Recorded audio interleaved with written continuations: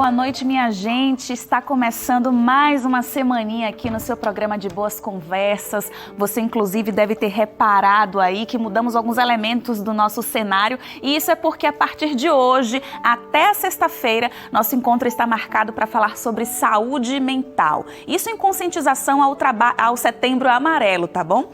O programa Vida e Saúde e o Revista Novo Tempo também vão estar junto comigo nessa jornada para te ajudar a se aprofundar no tema. Então fica aqui ligadinho com a gente. Vai ser uma semana cheia de reflexões, viu? Importantes reflexões que estão aqui para te trazer esperança e paz. Se é isso que você está procurando, então já deixa agendado aí de segunda a sexta, sempre às 11h30 da noite aqui no Identidade.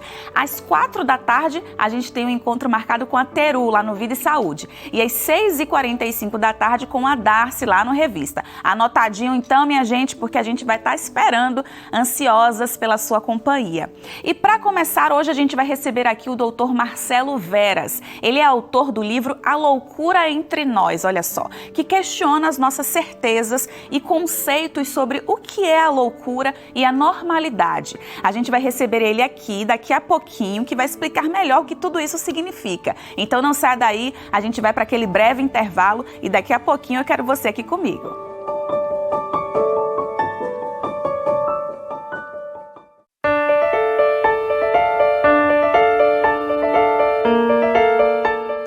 Ele começou a duvidar de seus próprios pensamentos, a questionar o sentido da vida. As perguntas eram tantas e ecoavam de forma tão complexa que aquele jovem médico cirurgião cardíaco foi paulatinamente perdendo o brilho.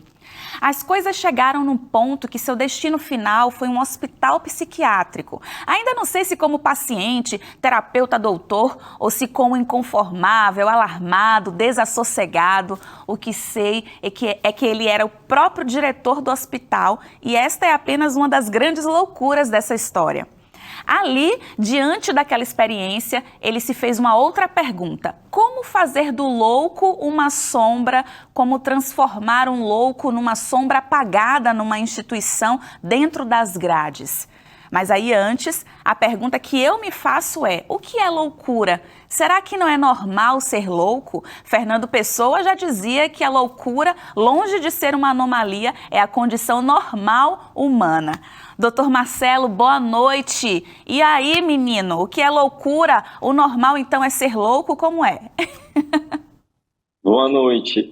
Eu posso começar com Clarice Lispector, né? Ela diz numa carta, já na parte final da vida dela, ela diz assim: eu tomo muito cuidado com os meus defeitos, que eu não sei qual defeito segura o prédio inteiro. Daqui a pouco a gente começa a querer tirar os defeitos demais e a gente não sabe o que é que nos sustenta. A doutora Nise da Silveira, que também é um grande nome na saúde mental, na psiquiatria do Brasil, ela também diz algo parecido. Ela diz assim: não se curem demais da conta.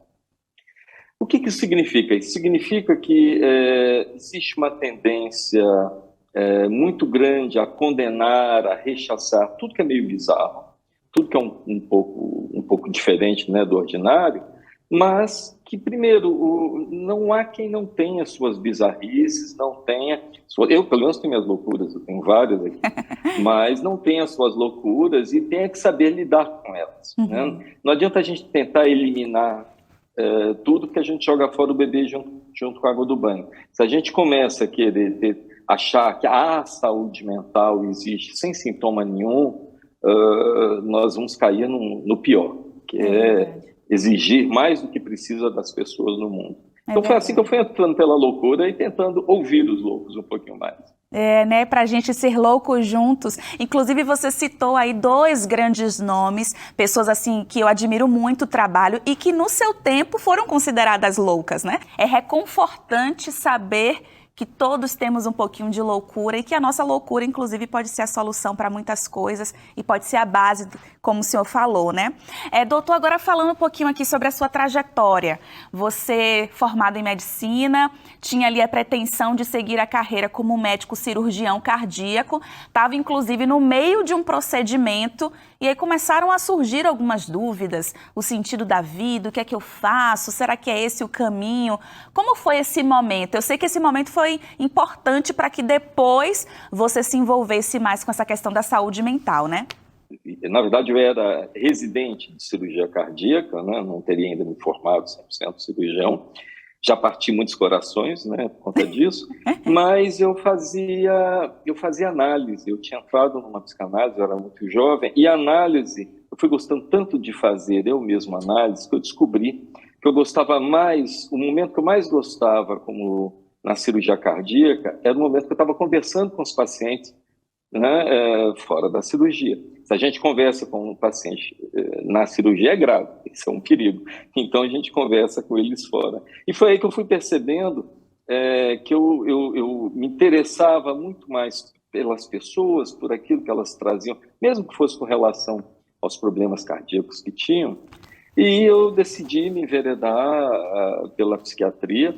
Eu brinco que eu, como psicanalista e como psiquiatra, acabou que eu fui, como você falou, por 7 anos diretor do mais importante hospital psiquiátrico aqui da Bahia, aqui de Salvador, do Hospital Juliano Moreira, e eu brinquei com minha família durante 7 anos que eu diria que eu queria fugir.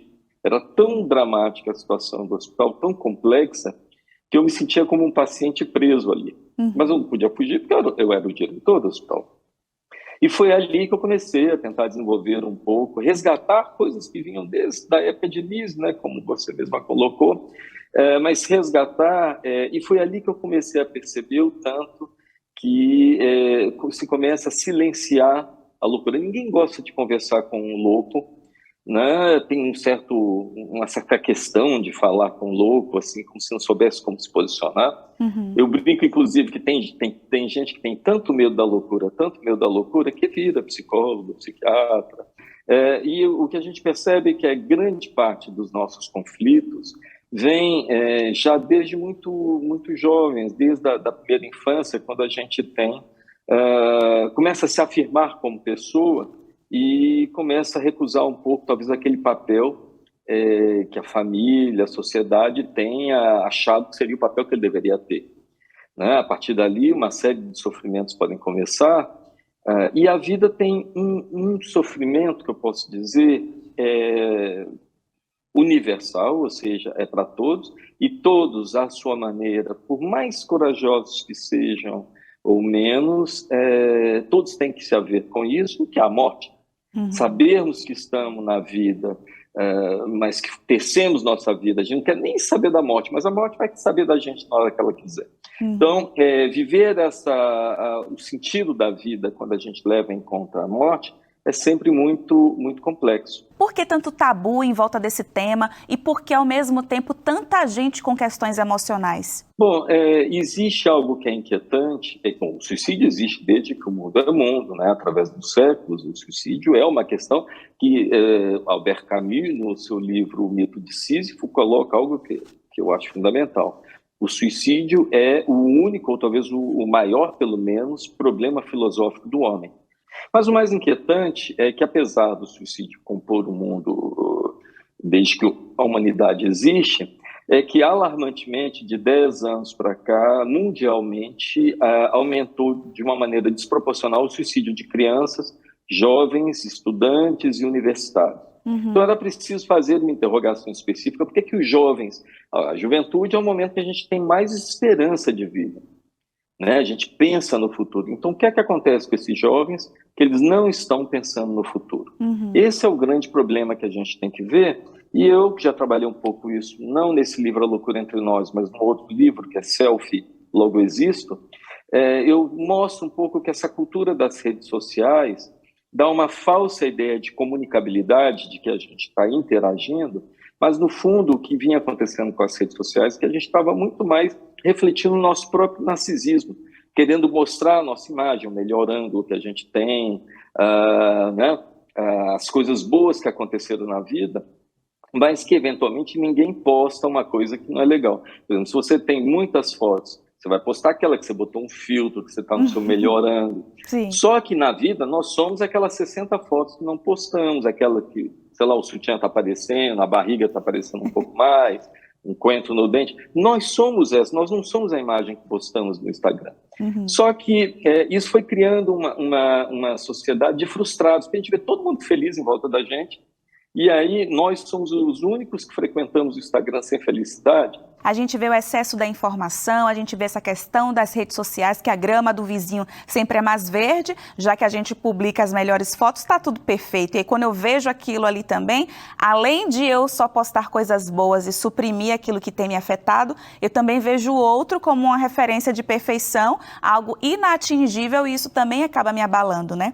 E nos últimos 2 anos, especificamente, a gente teve a questão da pandemia, que enclausurou todo mundo dentro de casa, todo mundo junto com seus próprios conflitos, descortinou várias questões sociais, emocionais, financeiras. A gente também tem o fator do cenário político que a gente está vivendo, econômico, crise de guerra, né, no outro lado do mundo. Aí a gente está tentando respirar fora da pandemia, vem varíola.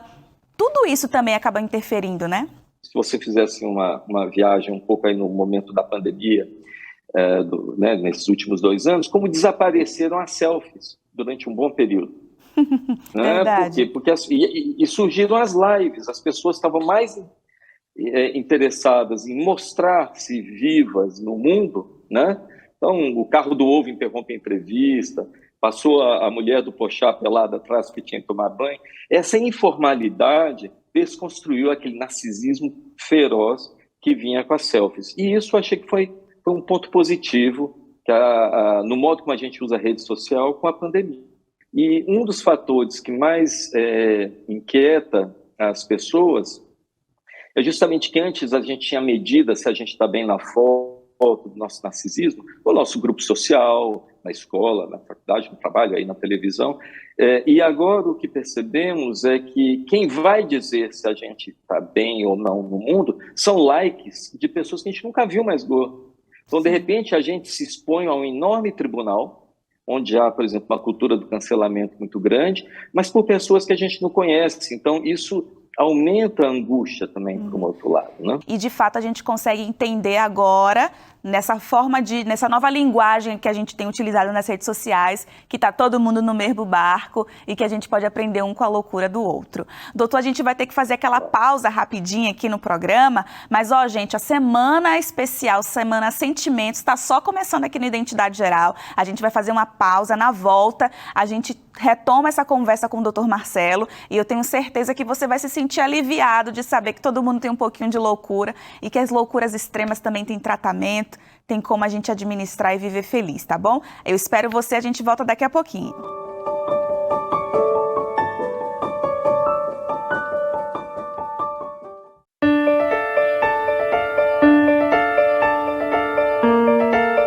Vamos continuar aqui a nossa boa conversa com o Dr. Marcelo Veras, que é psiquiatra, autor de um livro muito legal, A Loucura Entre Nós, né, doutor? Inclusive, no final do último bloco, eu falei assim que todo mundo tem um pouquinho de loucura e que uma loucura extrema tem tratamento. E depois eu fiquei pensando, será que faz sentido a gente falar em loucura extrema? A pergunta que eu coloco é o seguinte, a gente pensa que louco tem que ser anormal.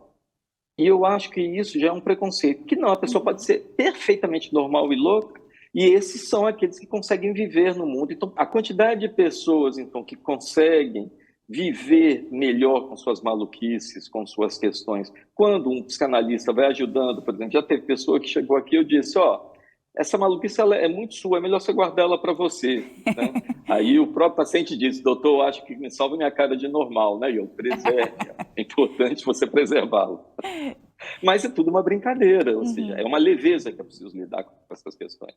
Agora, eu acho que existe uma linha muito tênue também, né? Entre a gente normalizar a loucura e a gente, às vezes, banalizar e não buscar as saídas ou os tratamentos adequados. É isso que tem me chamado a atenção e que tem me feito refletir. Beleza, eu acho que todo mundo tem um pouquinho de loucura, de fato, mas até que ponto isso pode ser prejudicial a mim, ao outro, à minha vida, ao meu trabalho, à minha família? Qual que é o alerta que a gente precisa ter? Porque hoje, realmente, a gente tem um número, a gente já falou isso no bloco anterior, a gente tem um número crescente de pessoas que estão aí se descobrindo com questões emocionais. A gente, inclusive, tem a questão da subnotificação desses números, porque muita gente não procura um diagnóstico, mas pode ter ali alguma questão, sim. E aí, como que a gente administra? Convencionou-se agora, psiquiatrizou-se e passou-se a medicalizar todo o sofrimento, quando a depressão, na verdade, ela é muito menor na população mundial.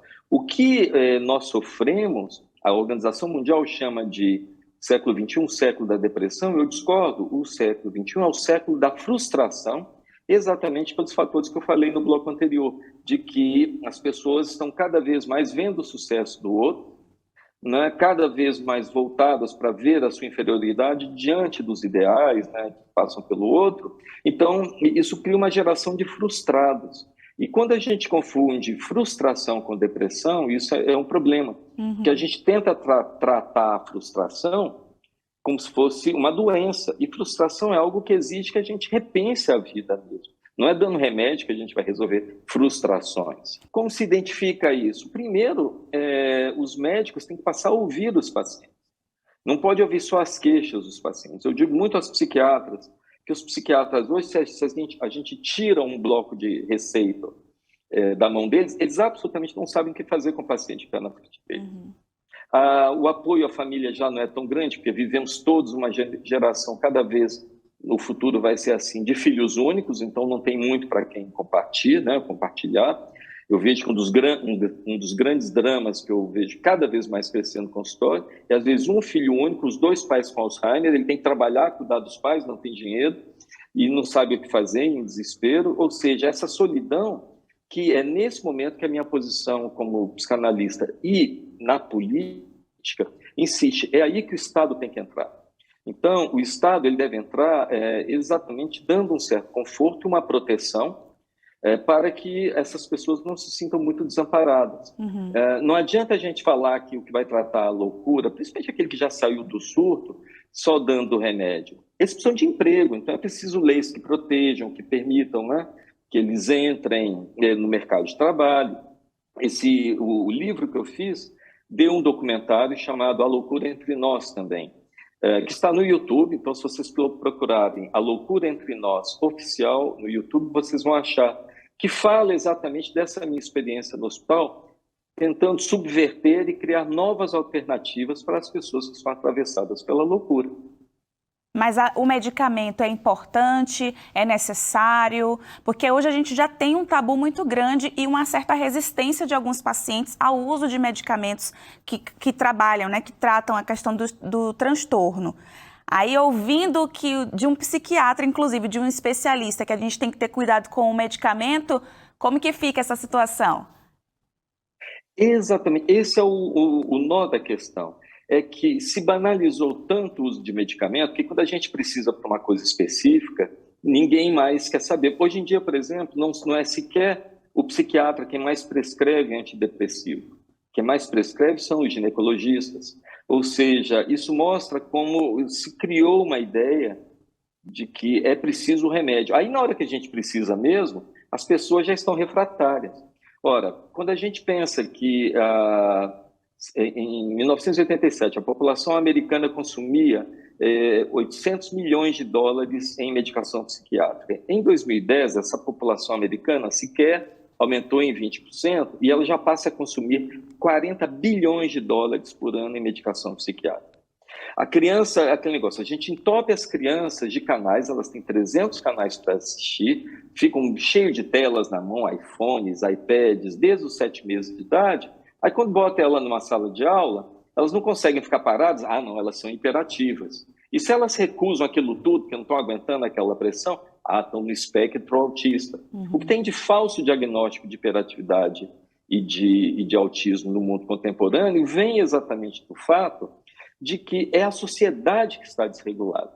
A sociedade que é hiperativa. Na hora que o imperativo da sociedade assista 300 canais.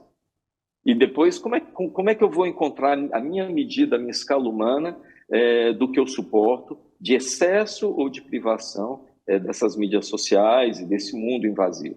Os bebês com 7 meses tinham que estar brincando muito mais com massinha para entender a tridimensionalidade, pegando na massinha. Só que eles estão com iPad, eles aprendem a tridimensionalidade já em 2 dimensões. O que isso vai acontecer? Esses bebês, aos 9 anos, já são exímios conhecedores de pornografia, né? Conhecem mais coisas do que eu conheci a minha vida inteira em termos de sexo, Mas isso não os torna, jovens adultos, melhores sexualmente. Por quê? Porque eles não sabem o que fazer com a massinha que é o corpo do outro. Eles sabem apenas aquele sexo pornô masturbatório e eles não sabem como lidar com a verdadeira experiência sexual. Agora, doutor, eu estou um pouquinho desenho. aflita aqui, sabe por quê? Porque a gente está inserido nessa sociedade. A sociedade da selfie, como a gente conversou aqui, a sociedade de ver o ideal perfeito do outro, que na verdade é uma falsa perfeição, uma falsa ideia de perfeição, e a gente anseia e acaba lidando com isso, né? Se frustrando porque não consegue ter a vida do outro. Aí a gente também falou sobre a questão do Estado, de falta de emprego, falta de acessibilidade à saúde. A gente viu alguns problemas e eu estou inserida nessa sociedade. O que é que eu faço para ter sanidade mental, meu Deus? Para ter uma vida de equilíbrio, uma vida tranquila? Inicialmente, conselhos bem práticos, né? Que estamos falando também conselhos práticos de saúde mental. O que acontece é que a última coisa que a gente faz antes de dormir é olhar o WhatsApp. Você acorda no meio da noite para fazer xixi, olha o WhatsApp e de manhã acorda olhando o WhatsApp. Isso significa que o dormir virou um espaço entre um chat. A gente vive num chat permanente de hiperconectividade. Então é preciso ter um distanciamento, por exemplo, desse novo órgão humano que se chama smartphone. É preciso saber que ele pode ser bom para muita coisa, mas que no fundo ele vai nos deixando, se a gente fica com uma tela ativa, lendo ali o tempo inteiro até 3 horas da manhã, aquela matriz ativa do celular gera uma insônia horrível. O sintoma que eu mais ouvi durante a pandemia, eu pensava que fosse depressão, frustração, ansiedade. Não. O sintoma que eu mais ouvi durante a pandemia de meus pacientes é insônia. Né? Porque na hora que a cidade ficou silenciosa demais, parada a hiperconectividade, eles não sabem mais o que fazer, porque eles precisam daquele barulho da cidade, da conectividade. Então, o silêncio é ameaçador para eles. Então, é aí que eu digo, por exemplo, é preciso restaurar alguns hábitos que permitam uma conexão maior e redes de suporte. Eu, na Universidade Federal da Bahia, eu tenho um programa atualmente que atende a 50 mil jovens universitários. A grande maioria que nos procura tem tensões, tentativas de suicídio. E o que a gente oferece para eles? Nós temos aqui um grupo de 30 psicanalistas que eu consegui reunir, que estão simplesmente fazendo uma coisa que parece banal, mas é raro na sociedade de hoje. A gente está oferecendo a orelha.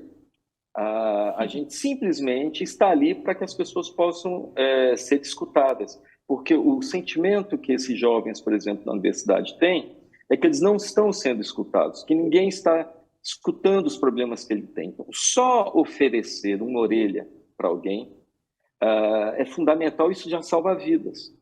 Né? Uma pessoa pode estar passando uma situação precária, a pior da vida dela, mas eu tenho certeza que se ela está passando essa situação precária e ela pode contar isso para alguém, é diferente dela se sentir só no mundo com aquela precarização. E é claro, essa precarização ela piorou muito com o retorno conservador dos últimos anos, que segregou, por exemplo, muito as comunidades LGBTQIA+, os negros, o racismo, os indígenas. Então, eu percebi o sofrimento tendo aumentado a partir do momento que eles não se sentem amparados pelo governo, mas, ao contrário, segregados pelo governo. Então, isso mostra tanto que saúde mental e política são indissociáveis. Doutor, muito obrigada, viu, pelas suas contribuições. Eu estou aqui refletindo demais, fiquei até sem palavras quando você disse o que eu tenho a oferecer a essas pessoas que chegam aqui nesse núcleo da Universidade Federal da Bahia é o ouvido. E é isso que você falou me tocou muito, porque de fato, às vezes o que eu posso dar para o outro é o meu ouvido, é a minha escuta acolhedora, né? Não ouvir para expor ninguém, julgar ninguém, mas uma escuta acolhedora dos problemas de cada um, e talvez assim a gente consiga ter mais saúde mental e entender que um pouquinho de loucura faz parte, né? Entender, ouvir as loucuras. Exatamente, esse é o caminho. Muito obrigada, doutor. Uma boa noite para você, que você continue realizando aí esse trabalho tão excelente na minha cidade querida, mas que também o senhor possa contribuir para que cada vez mais as pessoas possam ter saúde, qualidade de vida, viu? Muito obrigada mais uma vez. Para você que estava aí acompanhando, lembrando que a semana está só começando, amanhã tem mais no Identidade Geral, tem mais no Vida e Saúde, no Revista Novo Tempo, e a gente espera você com todo carinho. Um cheiro!